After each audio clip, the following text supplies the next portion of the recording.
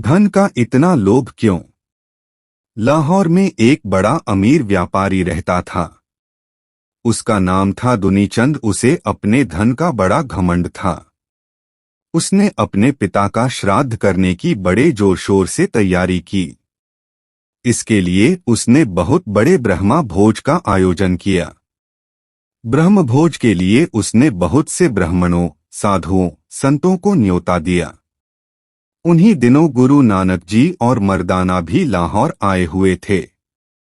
जब दुनीचंद को यह मालूम हुआ कि गुरु नानक जी इस नगर में आए हुए हैं, तो बड़े आदर से न्योता देने गया। वह बोला, गुरुजी, मैं अपने पिता का श्राद्ध कर रहा हूँ।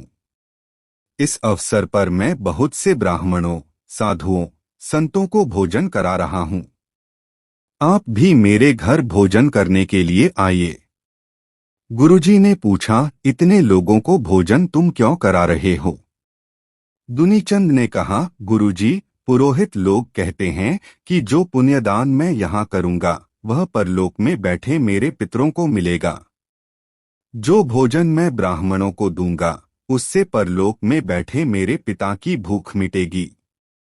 गुरु नानक जो उसकी बात सुनकर मुस्कराए और उसके साथ हो लिए। जब गुरुजी और मर्दाना दुनीचंद की हवेली पर पहुंचे तो उन्होंने देखा कि हवेली के दरवाजे पर बहुत सी झंडियां लटकी हुई हैं।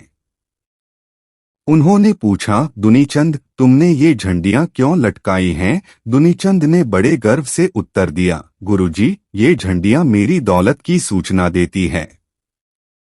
एक झंडी का मतलब है 1,00,000 रुपया। जितनी झंडियां यहाँ लटक रही हैं उतने लाख की संपत्ति मेरे पास है। उसकी बात सुनकर गुरुजी फिर मुस्कराए। जब श्राद्ध का आयोजन समाप्त हो गया और गुरुजी तथा मर्दाना सेठ दुनीचंद से विदा लेने लगे तो गुरुजी ने उससे कहा, दुनीचंद, मैं तुम्हारे पास अपनी एक धरोहर रखना चाहता हूँ। मैं तुम्हें अपनी एक सुई देता हूँ। यह मुझे बहुत प्रिय है। इसे तुम अपने पास संभाल कर रख लो। जब तुम और मैं परलोक पहुंच जाएंगे तो वहां मैं यह सुई तुमसे वापस ले लूंगा।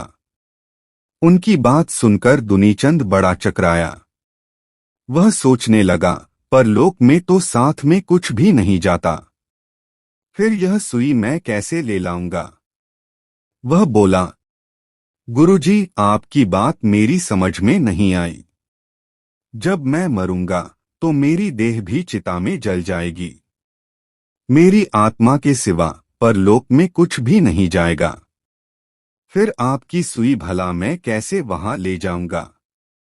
देखो, अभी तुम कह रहे थे कि जो भोजन तुम यहाँ पुरोहित को खिला रहे हो वह परलोक में तुम्हारे पिता के पास पहुंच जाएगा।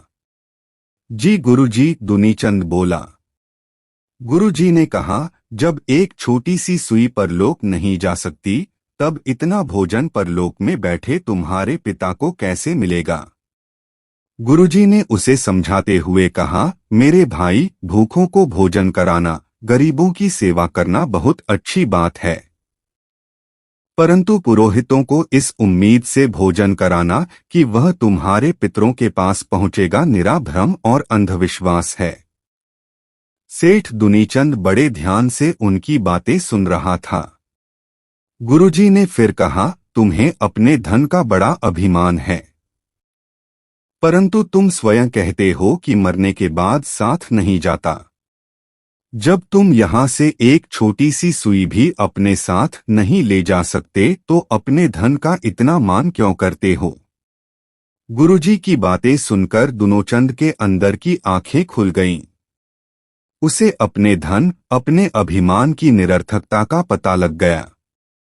उसने गुरुजी के चरणों पर झुककर कहा, गुरुजी, मुझे बताइए कि मैं क्या करूं? अपने धन का सदुपयोग करो। इससे निर्धनों की सहायता करो। इसे लोक कल्याण के कामों में लगाओ। दुनीचंद ने ऐसा ही किया।